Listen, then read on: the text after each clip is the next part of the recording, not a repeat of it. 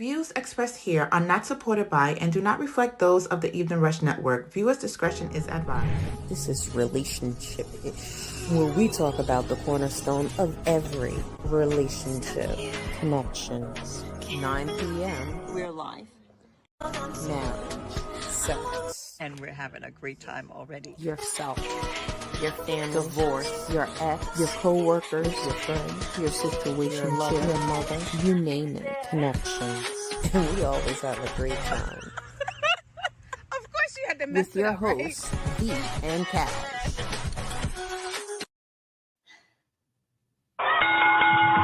You're now listening to the Evening Rush Network.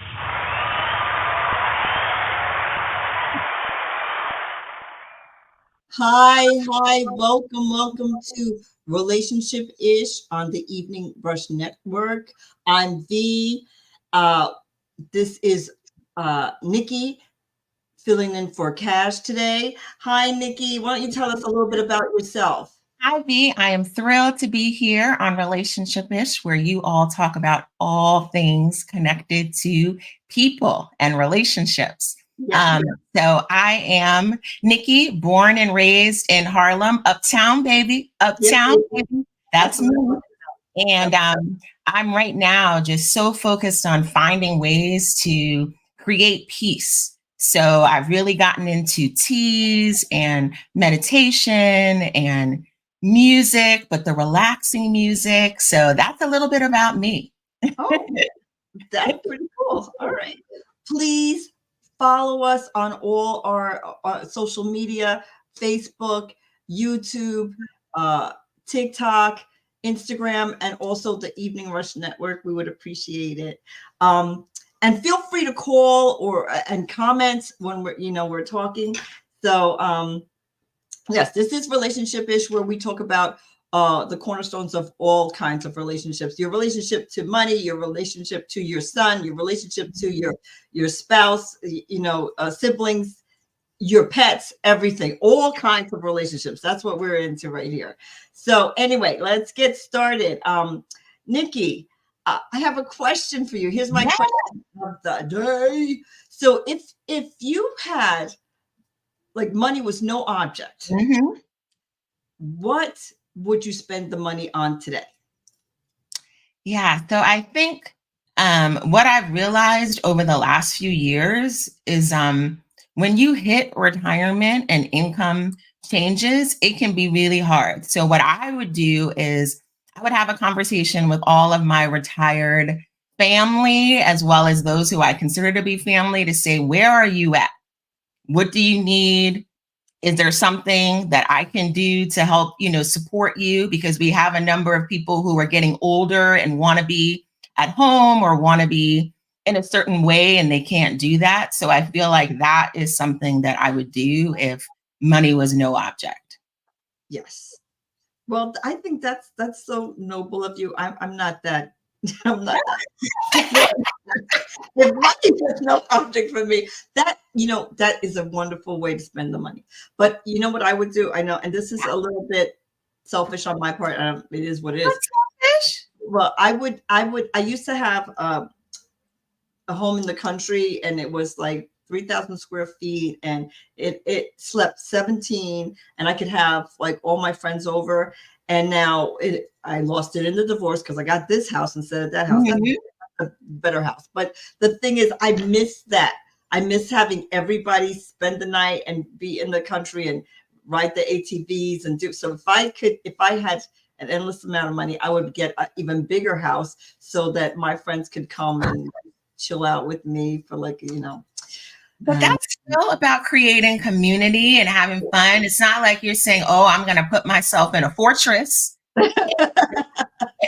No, and with a moat around it and, get a park or something because you have all that money. So you could have things to keep people out. You want to have a space for people to gather. And so that, because those were good times. And so, yes, that's what I would do if I had, but anybody out there, if you have any comments, if you had an endless amount of money today, and you had the opportunity to buy something today, what would you buy?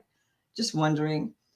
But so if you want to comment on that, please do. How about Nikki? What is national awareness? What is today?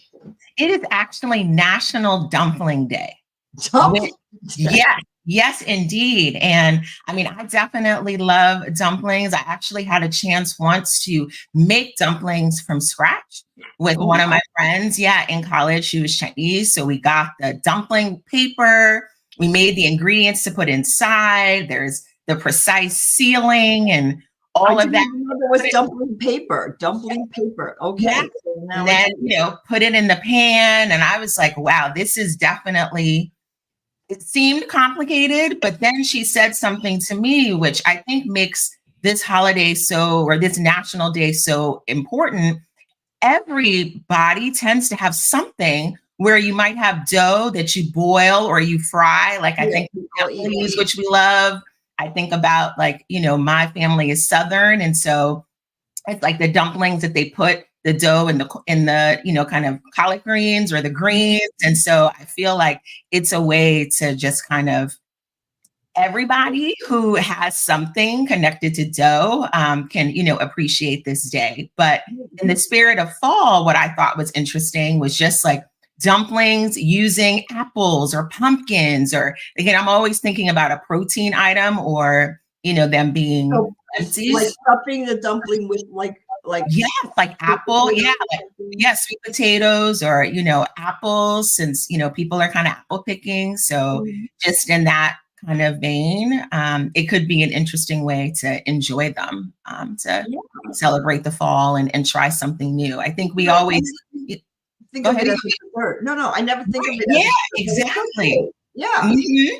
It's dough. Yes. And so, okay. And I know that's one of your favorites, dumplings. Yes, definitely love dumplings. So yeah, pan fried are my favorite, although I've been getting more into the steamed ones over the last few years, but I just feel like the flavoring when you get that little sear in the pan definitely is. Yes, I like fried dumplings. When I first had dumplings, I had fried dumplings, but I didn't know they were fried dumplings. Oh, okay. And let me just tell you something. I did not have any Chinese food till I was already in college because my parents did not do that. So there was no Chinese food. So I didn't know. So first time I had dumplings, I was in college, and they were fried. And then the next time I had them, I asked for dumplings, and I guess they didn't ask me if I wanted fried or steamed. Right.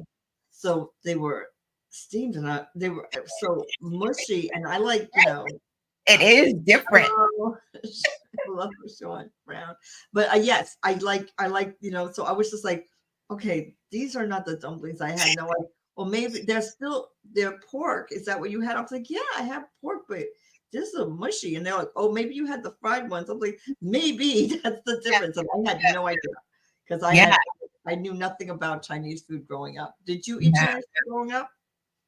I had more of the fast Chinese food growing up in Harlem. So it's like you went to the corner to get the fried rice and, chicken wings or the crab, fried crabs. I didn't even have that. But that wasn't actually, a little bit more traditional. So I feel like it wasn't until college where I actually interacted with people from other backgrounds, and they're like, no, this is what it is. I'm like, oh, so then that's when I came to really try dumplings. And I feel like the soup dumplings are the ones that I'm still, it's like you were saying, the kind of the consistency, they tend to be more steamed, and it's like I'm not quite ready for those. I don't think it's just, yes.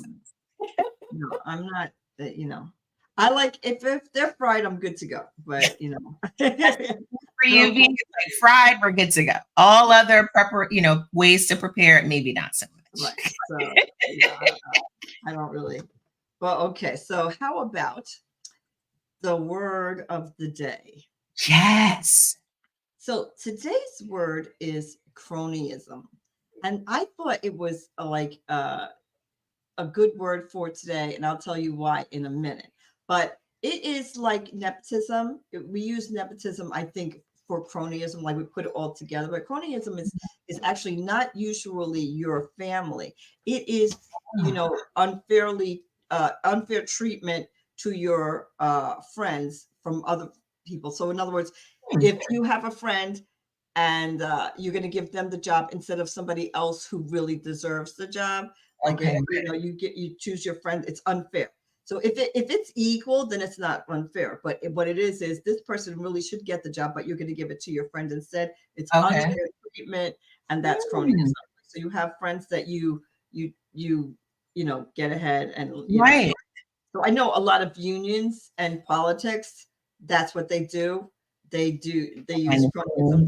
What I mean? Instead of it's who you know. It's not. But I think that's in a lot of jobs. It's not. It's not what you know. It's who you know. Right. I know some people who even in the school system trying to get to the next level, but it's really hard because it's like a closed system. If you need to know somebody to get to the next level. If you just want to be a teacher, that's fine. But if you want to get to be something else, you need to know somebody. Hey, Cash. And you're right, Shone. That is most, jobs, no matter what, area you're in, higher ed to corporate to, it definitely is about kind of who you know. The decisions get made in the rooms that you're not in. So if you don't know someone who's in there, it can be tough. Yeah, like I'm not going to say who it is, but one of my friends, she was passed up for a job, and it was definitely, and I mean, she ended up suing the job, but it was definitely, she was at the job for 20 years, and they gave it to somebody who was there for 4 years, but he was friends with the head of the department. And so she sued them. She did win, so that was good. But I'm just saying, I feel like some people, they don't want to sue, or they don't want to like, I have to work there, I have to see my boss. The money. You can't let it happen if you know you're right. You know what I mean? Because they'll just keep doing it. You'll never get anywhere. You know what I mean? So I'm like, yeah. So that's the word. So cronyism. It's Cronyism. Okay. Yeah. And the reason I want to use that word is because, did you hear about Mayor Adams? Yes. He's in a little hot water. Yes. Or officially in hot water. Yeah, officially in hot water, and he's indicted. And we're going to find out tomorrow what the indictments are. But one of the they're speculating is cronyism. Like, he's hired people who It's crow. I don't know. It's crow. Okay, cronyism or whatever. But anyway, so he's hired some people who were friends, or instead. But the thing is, I don't know all of what we're gonna find out what it is. Yep. But in the case of that, they all do it. Like, if you become the president, you get rid of this whole cabinet and you put all your friends in there. That's what they all do. So I don't understand that part of it, because maybe you're not supposed to, but since everybody does it, I'm not saying it's right, but you can't single somebody out, because if everybody does it, I'm sure if we go to the different mayors who are not New York, who are, different other states, we're going to find they do similar things. You know what I mean? So I'm like, I don't know. I'm feeling kind of weird about it. It's definitely, I mean, it'll be interesting to see what the rest of it is. But I feel like usually if you're being called out, you might have ruffled the wrong feathers. Right. And somebody, might be interested in trying to, check you so you remember. So I feel like, that could be, a part of it too. But everyone hires some friends. Yeah, as you're saying, definitely part of it. Everyone hires some friends, and so I feel like he's being called out. But they've also mentioned that they think that he's taken money from Israel, and where else? I wrote it down because I wasn't going to remember. Turkey, Israel, China, Pakistan. They were saying that he's got money from those different places, and they want to understand what that money was for. And I'm like, okay. Yeah, So, no. Yeah, I mean, I think it's they were also talking about, as you said, like trips that, you know, he took that were really like luxury trips, like they weren't, you know, how someone would travel per se. So it's like, why did you get such an extravagant trip for you and staff or whatever? And then, you know, kind of tying that to things where maybe certain taxes or things were allowed to pass that maybe weren't okay, that people in these countries were attached to. So I think there's a lot of questions, which then leads, you know, people to want to dig deeper. yeah. So tomorrow we're going to find out, you know, the more on this. But I definitely feel like this is something we should stay tuned and pay attention to. Yeah, definitely stay tuned. Yeah. I think what's going to happen for him is, I think, like you said, I think he ruffled some feathers, and we haven't been paying attention to cronyism and anybody who's getting hiring friends or whatever. But now, after this, the next mayor and the next governor, we're going to be watching. So I feel like it's always a first person, and then after that, all the other people, like, you know, everybody was doing it before, but now we're stopping this behavior. We're starting with you, and now going forth, it's going to be a different. Hello. Hello. How are you? How are you today? Yeah, and Shone, yeah, they were saying, though, I was looking, that scandal isn't something new to the world of mayors. And so it is oftentimes that they get off versus like certain politicians, they end up sometimes having to leave office or things like that. So we'll kind of see how it lands. Because I remember even from Mayor de Blasio, there were some questions about donors getting access to City Hall and different things. And then they decided not to press charges. He just got like a harsh warning, or, you know, just kind of like a statement. So you never know how it'll land. Well, he's the first mayor in New York to be indicted.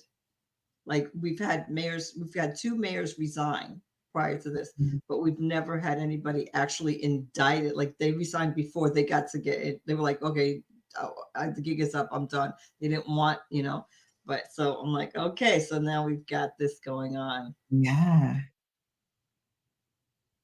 So, but the orange man said he was going to do it, Catch. Okay. Yes. The mayor scandals. Yes. Yes. There's plenty of there's always some mayor scandals, I guess. Always something that you find out. Politics right now is a hot topic. I don't know what's going on with the presidential election and who's doing what and who's being indicted and who. I feel like, okay, it's like it's a big thing right now, you know, how funds are being used, what people are doing. You're right. I think that there's a lot of focus on it, but I do feel like what also makes it is everything is live. So anything you do, it's a lot harder to hide it than it used to be many years ago. So then if you're not hiding it and then people find out, it's like, wait a minute, you didn't do something about this. So then, you know, the people feel like, wow, we need to act like we're gonna reprimand somebody. We have to try to show up because now it's so public that you can't hush it forever. Like, it might get delayed, but then kind of things come to the light. So I do think, you know, as you said, right now it's a higher stakes. Yes. Diddy scandal is so Trump is getting away with a lot because of P. Diddy, and I think it's no coincidence that they decided to do it right now. What they did, they decided to arrest him now, right? You know, they've had evidence for a long time, but they chose the timing because it is the presidential election. That's a good point, Nicole. It's true. They do try to dangle a carrot or something to, you know, distract you from another issue or concern. Well, I'm digressing a little bit. We're talking about politics, and I'm like, Janet Jackson has disappointed me to my core. I mean, she has so disappointed me. One of her comments is that she said that Vice President Harris she heard that she's not Black and that she was Indian. And then she also proceeded to say someone told her that she's not Black because her father's white. And that's not even true. And if you don't know, why would you? I don't understand. I'm so disappointed that she would repeat something because she knows that she's an iconic figure, right? We love her talent, and we're listening when she speaks, and that's what she says. And her son is biracial. Does she think he's not Black because he's maybe not? I'm like, because he is. I'm like, I'm sorry. Or maybe in her world, he's not. I mean, maybe we're learning more about how she sees race. I mean, we know that within their family, there's been a lot of just working through their color. So, maybe that was, it was black and white, Shone. I think that could be, a part of it. But as you said, I think it's important that even, that you do focus on the facts. Even if you have an opinion, even if you have, she's just throwing out stuff here and there, which I just feel like is definitely not a good look. Yeah, and she hasn't made a formal apology. I'm like, so isn't there somebody telling you, well, her father was not white, first of all, and so I am literally half Indian, half Black or African, right? Mm-hmm. That's what I am.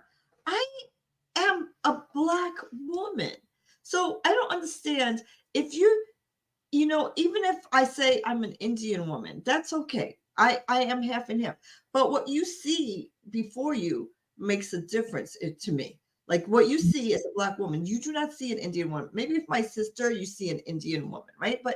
But if you see my kids are biracial, if you see them, they are Black kids. There's no way if they tell you they're biracial, you'll know it because we come in all different shades and all different colors and all different hair textures and all different everything. We are like a rainbow of colors. So you can't tell. If I tell you that I'm Indian and I'm Black, that's what I am. And somebody telling me that I'm not Indian or I'm not Black, how are you going to tell me that? Like, I'm like, that's right. Or just it's true. And being so loose with the statement. Yes. It's like, it isn't your determination of how someone identifies. Like you can have an opinion about what percentage or what doesn't define that for you. And that's how you can frame it. You can say, well, for me, it's this. But to say that someone's not, that's not really your call. No. And I think when we have these entertainers who are mega famous all over the world, I think they have to, I know they're human and I'm not taking that away from them and they make mistakes and they say things, but they have to have a modicum of responsibility when they speak. I'm sorry. Last week's word, yes. They, because thanks for paying attention, Miss Nikki. That's a modicum of a small amount of responsibility for what they're saying because we're looking at them. I'm on social media and I am obviously not famous or anything like that, but I do have a pretty good following. And I make sure that I represent myself the way I want to represent myself. I say some crazy off the cuff things, but I own it. So I'm not going to say something like that, like what she just did. Like, I'm like, where's her publicist? Where's the person saying, listen, there's some things we can say and some things we can't. You can't say things that you don't know. I heard her father is white. You heard that from who? Right. It's true. But I heard she fired the publicist. So yeah, I think she has been, but she's like, you don't answer for me. Right. He tried to apologize on her behalf. which he's wrong, because as her publicist, he needs to say, you need to apologize, or would you like me to say something? Mm-hmm. No, it's true. Yeah. So I'm like, I don't know. When Taylor Swift, I know this is crazy because I'm a Swiftie. I know, whatever. But when they had put out that she was going to vote for Trump, I was so disappointed in her, because her lyrics to her songs, Right. I feel like I know her through her lyrics, because she writes a lot of her own music. And then I was like, so she's writing these songs, so it's all a lie, like what she believes in. You know what I'm saying?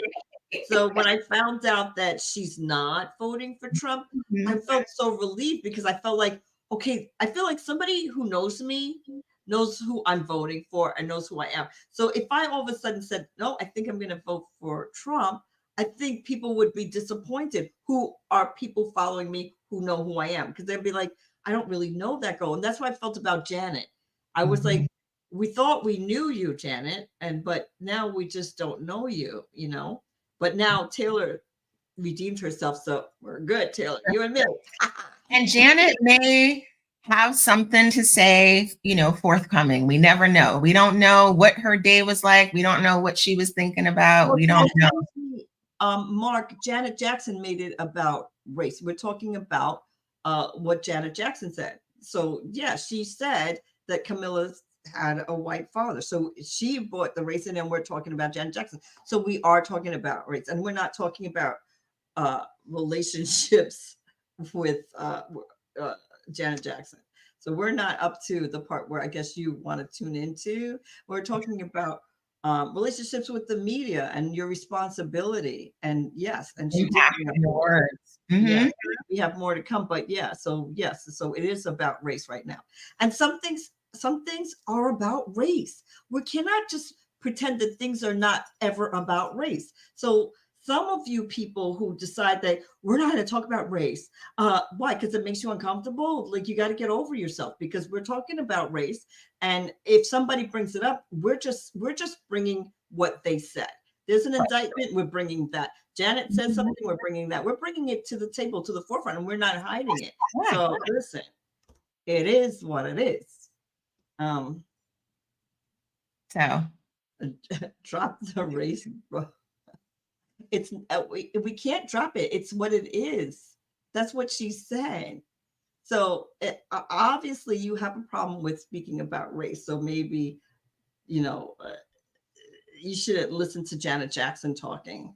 No, that's a great point, where Nicole put in the chat talking about, race can have an impact on your relationship with people. It's, as you said, it's a tough conversation, or someone didn't know that you had that point of view, or, so it's another one of those topics where it's. But I think trying to pretend that it doesn't exist and we're not going to talk about it when there's something to talk about, like, why would you do that? Like, you just have to say what really was said. We're talking about what Janet Jackson said.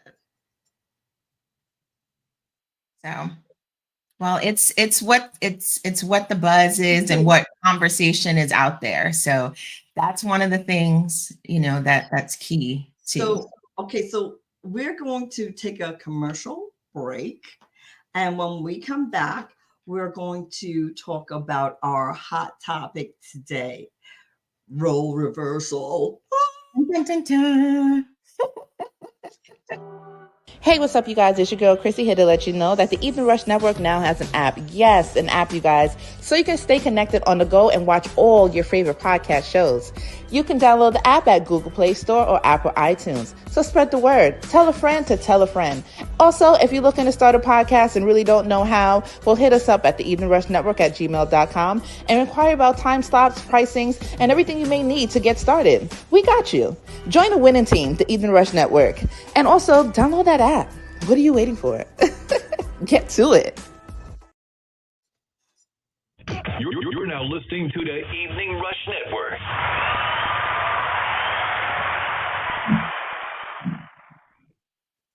Hello. Welcome back. Please follow us on our social media, TikTok, Facebook. You can listen to us on Spotify, but YouTube. the Evening Rush Network. Please follow or subscribe if you haven't. Download that app and follow Relationship Ish on your Instagram, on your TikTok, on everything. And thank you guys for always supporting and tuning in. And Iris, yeah, girl, thank you for your support.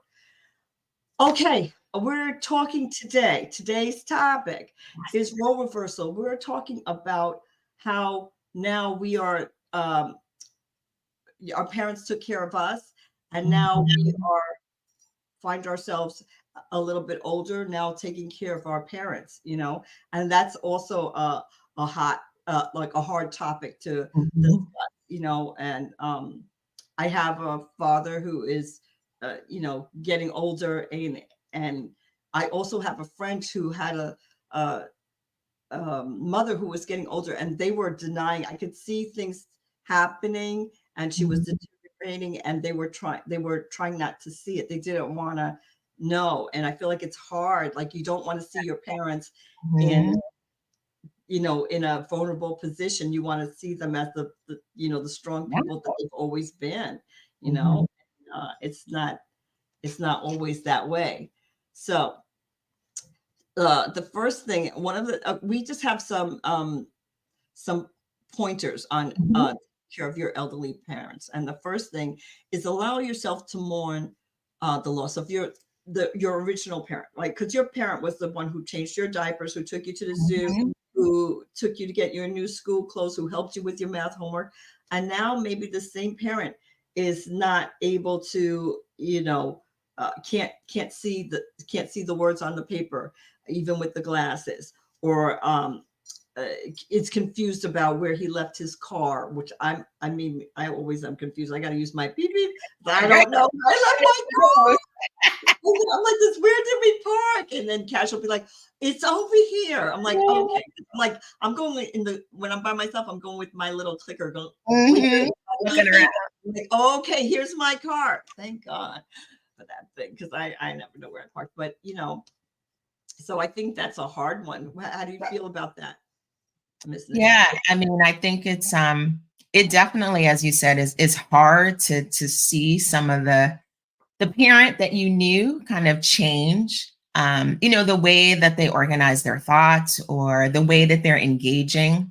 I know for my, mom, her primary caregiver, she's 81, and she always had a presence. And now it's like there are glimmers of that at times. And so I feel like for me, it's working through that and acknowledging, like, we're all, on a journey. You never know. But I think that the first step for me, even to just transition my mind to being more comfortable being the caregiver, was doing this step.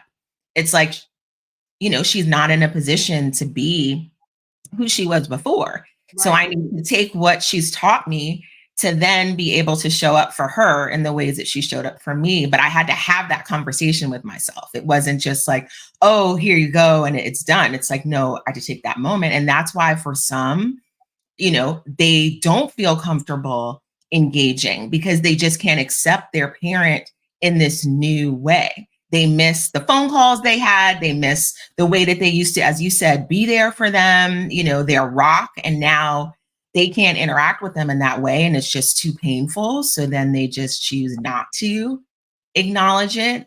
So it is definitely a journey in this kind of mourn the loss and figuring out how you're going to reconcile that.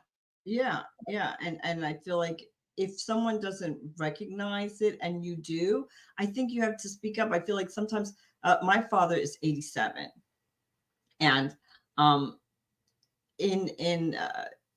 in one of the old bedrooms, there's like a whole bunch of my mother's clothes, and my sister is like saying, you need to take those clothes and put them for the Goodwill or whatever. And I was like, well, we're going to have to go over his house and do that. And she's like, well, he could do it because he can do a lot of things, but he cannot put a bag of clothes and carry them down the stairs anymore. Like, she's like, yeah, he can. I'm like, no, he can't. Like, you know what I mean? Walking down the stairs. He's walking downstairs. He's holding on with both hands, but she's not seeing that. I'm like, I'm seeing that. I'm like, are you seeing that he's like, she's not, you know what I mean? She doesn't see him that way. She's Right. like, he can do. I'm like, no, he can't. He will. No. You know what I mean? But I feel like we have to point it out to each other because I'm Yeah. sure I'm some things and someone's going to be like, okay, your dad is not going to be able to do whatever. But I feel like we need to speak up because Mhm. we're blinded by love and tradition and the way it was.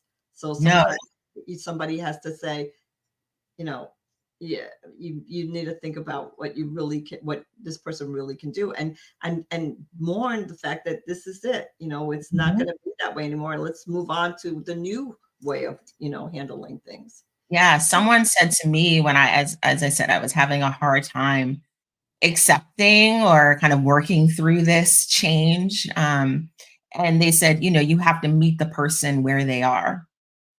That's Yes, the difference. If you yes, meet them where they are, then you awesome. can, think differently about how you're interacting with them and like because you're focused on where they are. You can Yes, still hold on to what you had and you know it and you can celebrate it and appreciate it, but you're missing out on who they are now and the fact that they're here. So it's like, and sometimes they feel that energy too. So I think it is, important. But that was just helpful for me. That statement is like meet them where they. I'm like, oh, okay. yeah, that's it. That's exactly what you have to do. You have to meet them where they are. They're not where they were, and Mhm. we're all changing, developing, getting older. That's what we're doing, So that's it. So number 2, maintain respect in your Mhm. communications. Yes, Because I think, that's an important one. And let it me just tell you something, Miss Nikki. I hear you with your mom and I see you with your mom. And that is one thing that you have not let go of. You respect her to the utmost. And that is so wonderful to see how you interact with her and how you respect her opinion. Do you want this? You don't just say, you're going to do this. You're like, so would you like this? And I think we forget, like, you're like, okay, so they're still your parent and they still have thoughts and wants and is. needs. So appreciating that and respecting that and not stepping over that, I think is important.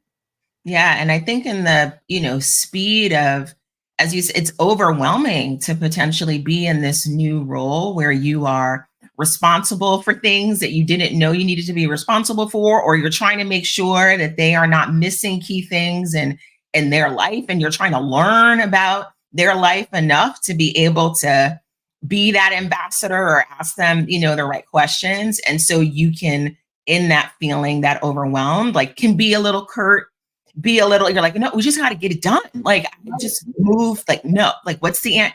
And, so it happens. But I think that this is so important to just take that moment to remind yourself that this is still your parent. But on top of that, they're still a person and they too are working through the difference and how they interact. It's not like they're not aware that it's different. And so sometimes the things that we do only make them feel worse too. Yes. So I try to, keep that in mind. And I think that helps me in that, focus on trying to maintain that respect. Yeah, I think even with my dad, was feeling lonely, and so we um, found a place for him to go, a community center, right? But the thing is, he said he wasn't going, and my sister said to me, we were meeting together, and she had already come. She came to the door. He's like, he's not going. He's not going to go, and I'm like, oh, he's going, and she's like, no, he said he's not going to go. So she was willing to take that, and I was like, listen, Dad, you're going to go. And this is how we're going to handle it. You're going to go. And if you don't Mhm. go, you don't have to go back. But you are going.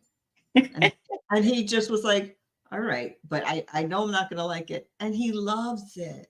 And he has so much fun. And he's telling me this story and that story. Wow. And now it's my responsibility to take him. And it's my sister's Mhm. responsibility to pick him up.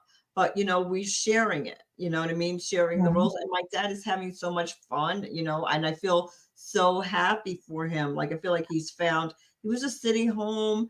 A lot of his friends have Right. passed away or Mhm. moved away, like they retired and went to Somewhere Mississippi or else. St. Lucia or wherever, right? Or they passed away, like my mom. And so he's lonely. You Mhm. know, it's not like he can just call a friend. There's not that many around. Mhm. And he's got some friends in Texas. They're in Texas. You could Right. call them. You want to call them every day, and you know what I mean. So it's hard. So yes, please remember to still respect your parents. They are still your parents, and if you're anything like Miss Nikki, they did a great job. So they deserve the respect. No, but I think also what you said about, your dad and the importance that you and, your sister are doing it with him. Because Mhm. that's one other thing that I've been learning, that there's a little bit of fear as you get older that maybe you don't talk about. And so maybe he didn't want to go because he was afraid And to I go. went and I filled Right, out all the paperwork. I was like, I'm right, not filling out right, anything. right, I will do it. right. It's like maybe I won't know how to write what I need to write or what they're going to ask me or whatever, even if you are functioning and doing different things, it can still be very overwhelming to kind of step into new spaces. So I think that support is a good thing. Yes, I definitely agree. So number 3, Yes. set boundaries Ooh, this is a hard one. and duties. This one, and for me, like I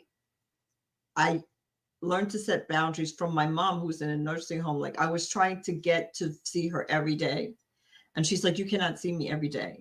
Mhm. And I was like, "Well, I'm gonna try." And she's like, "No, you're not gonna try. That's just too much." And I was like, she's like, "You have to have your life. I want you to come and see me, but you cannot commit to every day. You're killing yourself right now." So I was like trying to take care of the kids and then Mhm. make sure they have everything and then do everything I need to do for studio that I had, go visit her before I go to the studio. Like it was hard. And Mhm. you can't.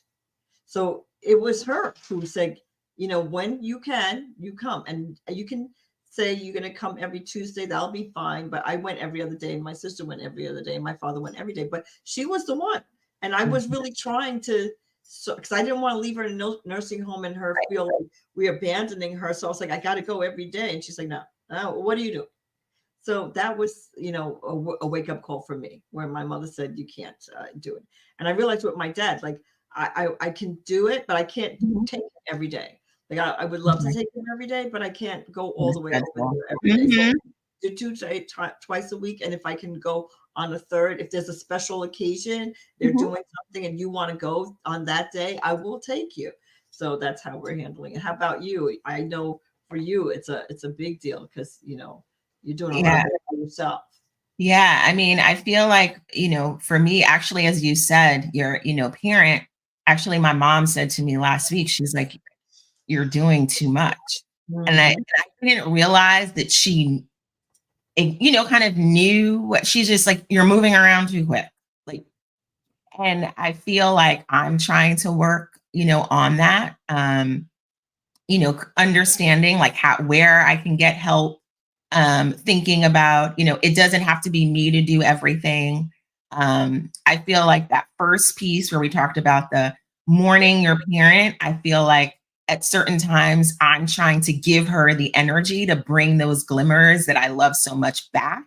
And so I'm like, if I joke with her, if I say these things, if I'm around her, it's going to, create this bubble and sass that, is so much of who she is. But I have to remember that I matter too. And I need to, just as you said, I've been working on creating that schedule, having time for me, whether it be to go to the gym or just make sure I'm having fun. Like when I first started doing caregiving, someone said to me, they're like, you need to make sure every week you have fun. I was like, what? She's like, no, it's just that simple. Don't make it complicated, but ask yourself, like, what did I do that was fun this week? And if you get towards the end of the week and it didn't happen, find something. And that fun thing could be you got your favorite ice cream, you got Yeah. your favorite dinner. Like it doesn't have to be so elaborate, but it's like forcing that fun in because it can be a lot when you try to take care of everyone else. Yes. Yeah, definitely. You forget yourself. It's Yes. all about taking care of everybody else and making sure everybody else is good, and there's no time for you.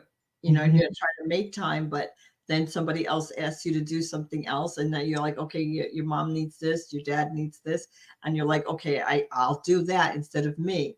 But if you don't take care of you, you won't be able to take care of them very long, Yeah. and you won't be happy. And then they're going to also read into that. They're going to see, Feel guilty.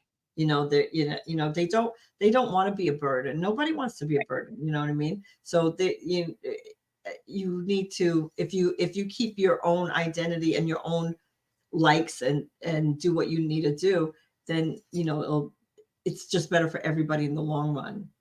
No, it's so true. And like you said, I mean, Kaj is talking about the importance. Keep yourself and them too.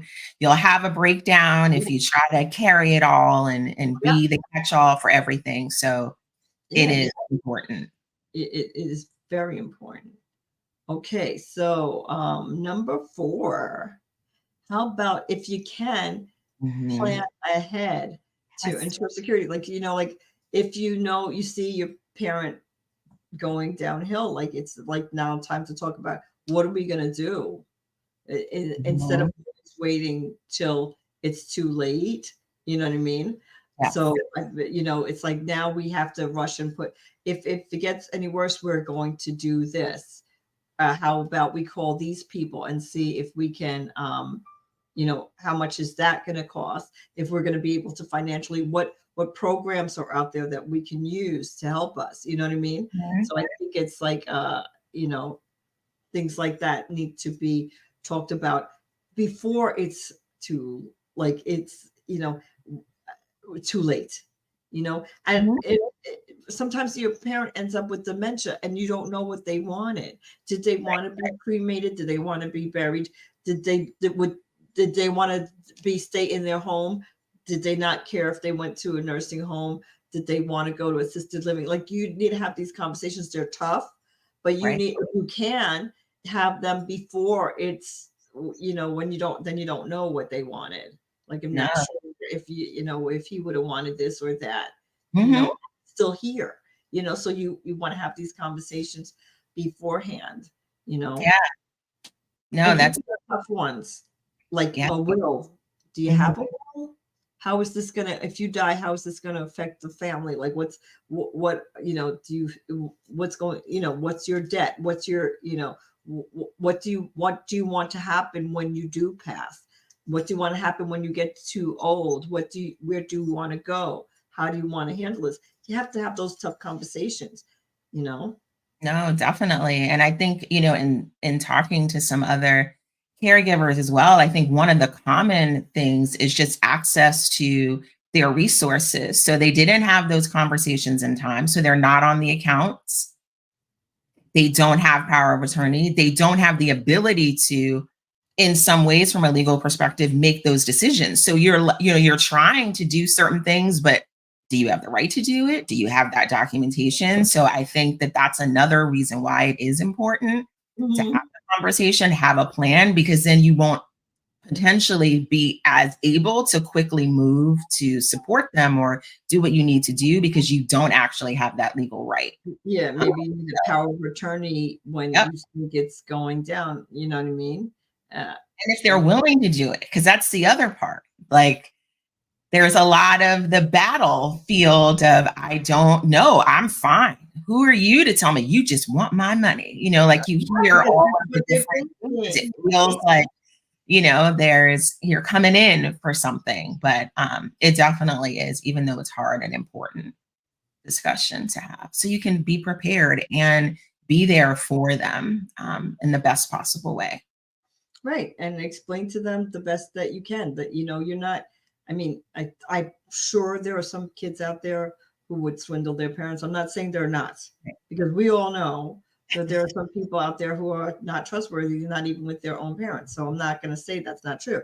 But in general, I think your parent knows you. So if you are elderly right now listening, if you can't trust your kid, maybe you could trust your nephew or your niece or your, somebody else. There's other people in your life that, maybe you could trust if you don't trust, because like I said, just because they're family, their blood doesn't mean that they're the person that you need to trust, So that's such a great point. Yeah, because one of my family members, she's seen as someone who can be trusted. And so there are many people who, kind of gave her power of attorney or told her things about what they wanted. And, it's just important to have those spaces and to, just as you said, think outside of the box if you have to.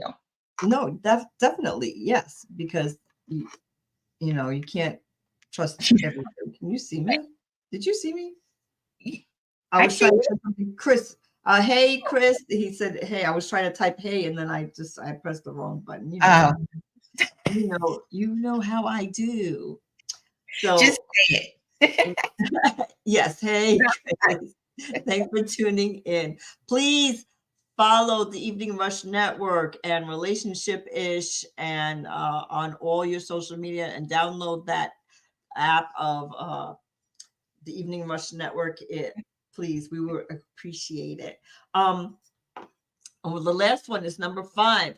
Get support. Oh my goodness, that is so important, because listen, I try to be superwoman and I feel like I don't need anybody and I could do everything, but you cannot do it all yourself. You will give yourself a nervous breakdown, a heart attack, a stroke. You can't do it yourself. I can't reiterate that enough, because for me now, talking with my sister and having her support, like I had to have a real talk with her. I'm like, listen, I cannot do this by myself. And she was like, oh, you need help? I'm like, yes. But she's used to me because I'm the eldest. Right. And I'm the person who takes charge. I'm the one who's like, my mom would be, oh, call the airlines, or call the travel agent so we can get tickets to go. Like everything's always on me. We have holidays at my house. So she just assumes I'm going to do it. And I'm like, I can't.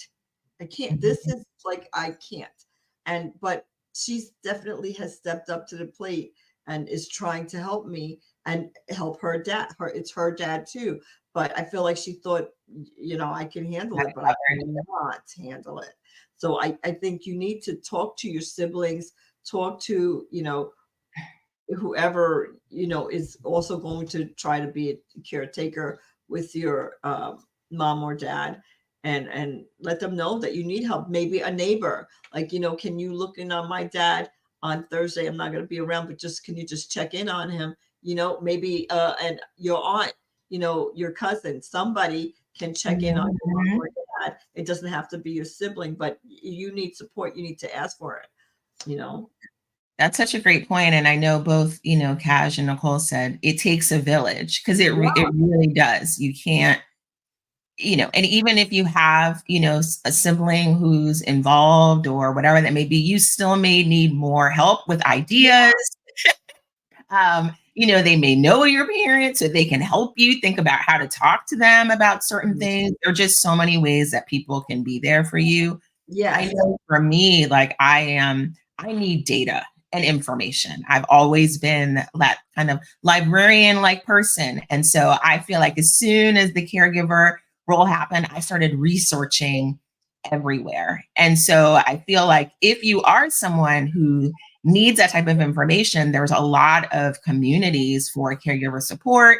There's caregiver communities for people who are taking care of their parents, called Daughterhood. There's, kind of wine and dementia, which is a whole community of people who are sort of working through their parents and their journey. And there's a movie about it. And I just feel like there's local agencies that have virtual networks and virtual kind of learning. So I just think that don't feel like you're alone. It's, yes, certainly the people who are around you, but there also can be other communities that you can join to just help you figure out how to navigate this and, just not feel alone in your journey to be there for your parent.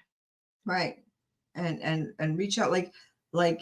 I didn't know there were so many community centers. A lot of them are adult daycare. That are free, like the one my father is in. Hey, Veronica, the one my dad is in, it's $1.50 a year.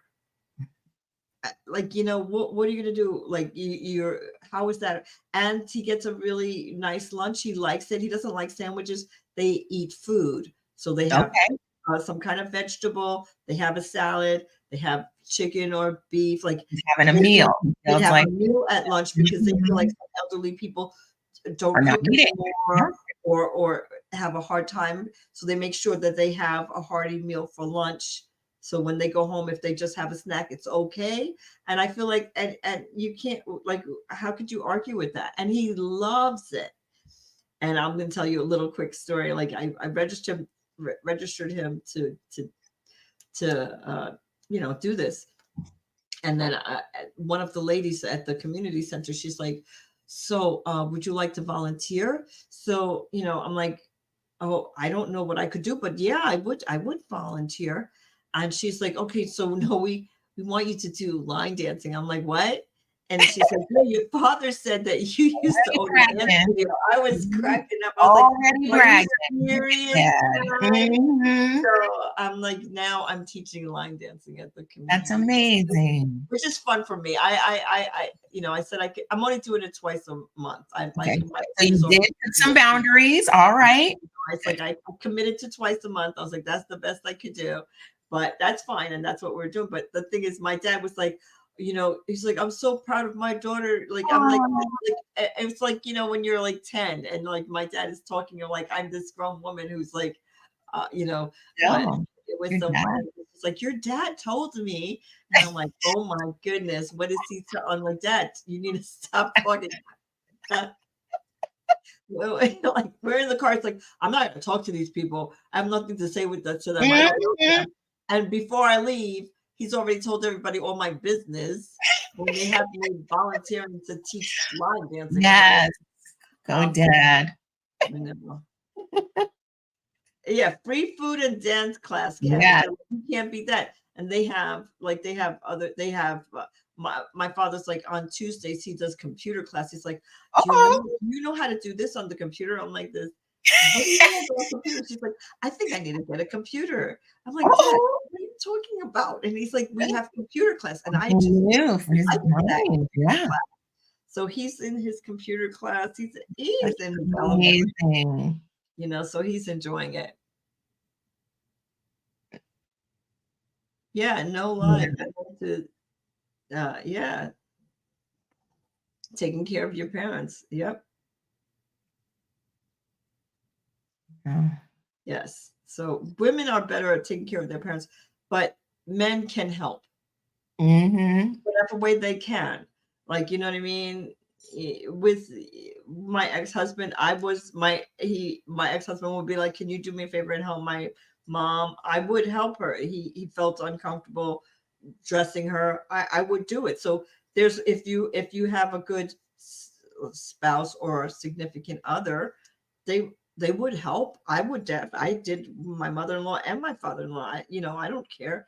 It's like a baby to me. Like how could you not help if the person needs help, you know? I have no problem helping anybody who needs help. So yeah, but it is easier, I guess, for women in that sense. We're nurturing, I think. But I also think for, when I've talked to some, men who need to be more involved in caregiving, it's Yes. like it's hard because it makes you more vulnerable. You see your own age, you see your own journey. You don't want to be weak. You don't want to. So sometimes it becomes a reminder of where you could be going, and that kind of gets in the way of your, jumping in. And I feel like you said with your example, having people who can, help you figure out how you can support. There are ways that, or even if it's just getting the groceries or checking the mail, or just like what are some of the kind of daily living activities, or spending time, just, there are things that are not necessarily all of the same, but there is a way to help. Make some phone calls. Make some phone calls that, Never uh, have. Mhm. whatever needs to be, if maybe we got my dad someone to clean the house.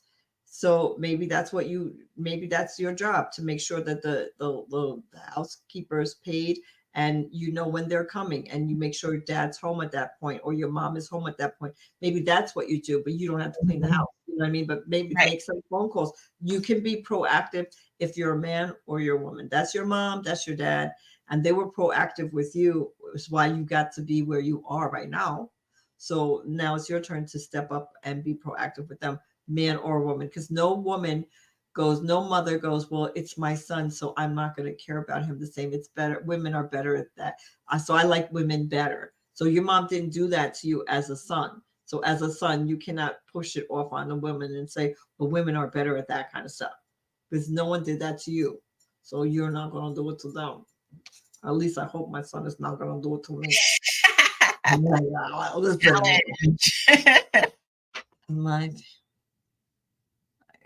Yep.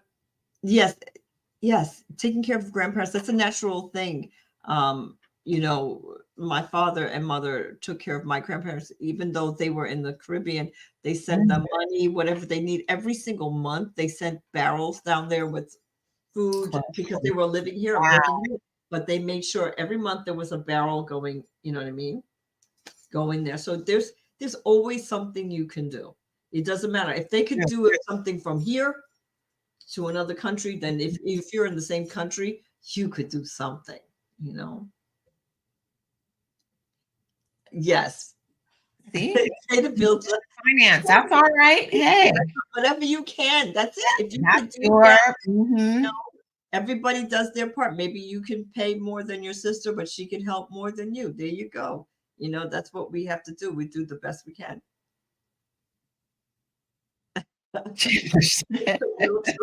Yes, push the wheelchair. All right. So you want to break it down to all the things that we learned today?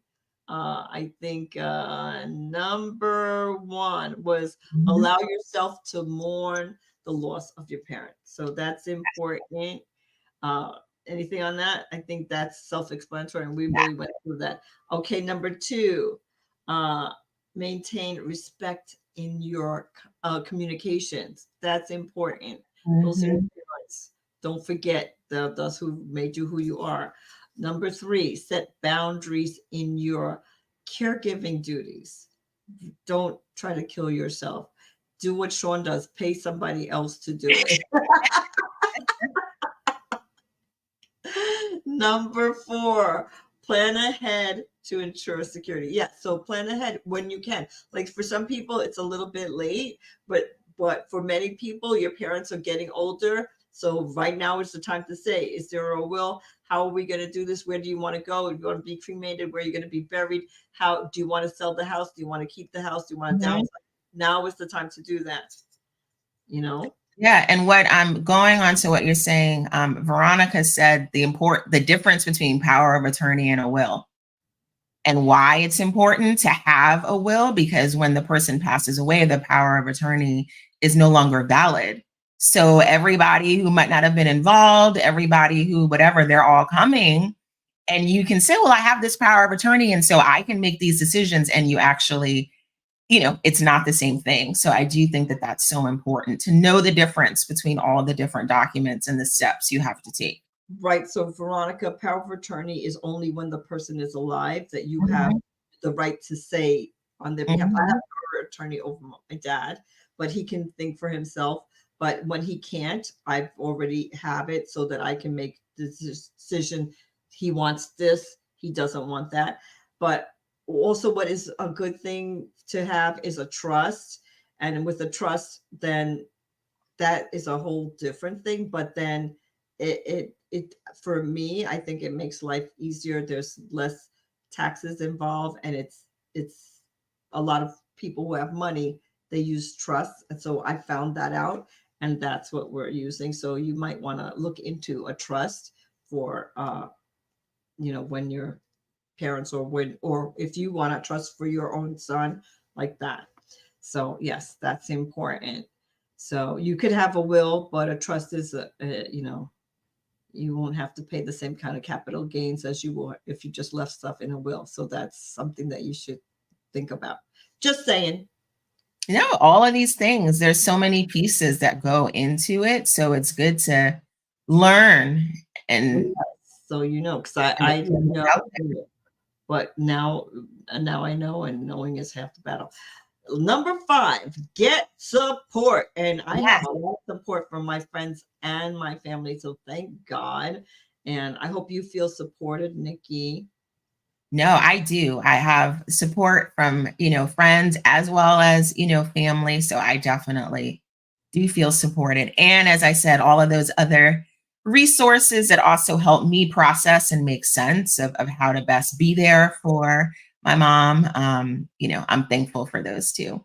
Yes. So that's important. Any things that you take away that you didn't realize, and now you're thinking about it? Now you're like, what did you take away? Anything from the show? Yeah, I mean, I think just that last piece where you were talking about even, the trust, the, kind of comment around will, power of attorney, just taking another moment to really understand all of the pieces that need to be locked in and situated so that you're prepared. Like you can think you're doing what you need to do, and then all of a sudden there's a kind of kink in the road. So the more that you know about those things, like I feel like those are the things that you're afraid to know about. And so I know there are still some of those things I need to dig into more. So that's like my takeaway. Yeah, well, my takeaway is, when it says that that you have to remember to the boundaries of the character. I feel like I do that, but I think I was feeling guilty, and I feel like, okay, I feel like somebody else is saying you can do it. Right. So I feel like I can let go of that. I can feel like it's okay to say I can't do this. Because I always feel like guilty if I say I can't. So I feel like I have to do it. So if you say some things you can't do, it's okay. You don't have, it's like kind of taking away some of my guilt. So that was good for me to realize that it's natural to try to protect yourself. It's not a bad thing, No, not at all. And I think I saw it in the chat. I think it was Iris who said it, that, you can't fill someone else's cup if yours is not full. So it's like, that I think is just something to keep in mind to help us work through not feeling guilty if you need to take that space and steps for yourself. I said that's why my mom is poor, so they won't have to fight for any money. There's always something. Yes. That vase. Everybody finds something to fight over. Yes, like, don't worry. That wasn't important. Picture. You're not even in it. That's my picture. Like, you'll find something to fight over. So next week, you know what, Nikki? Thank you for joining us. Thank you. You stepped up to the plate. Cash couldn't be here. We missed you, Cash, and we love you, and we will see you next week. But we have Nikki, who, you were phenomenal. Thank you. It's great to be here. Back again and join us. So I just want next week's show is fall fashions.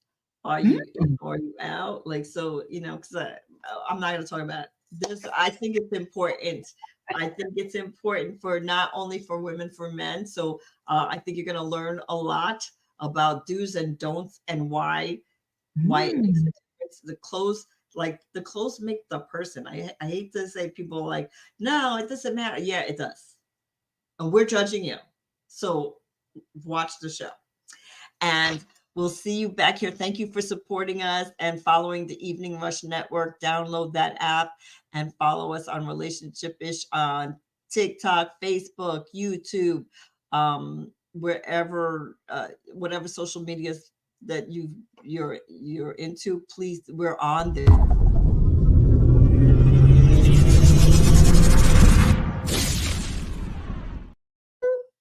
Yay! We did it. Oh, yay!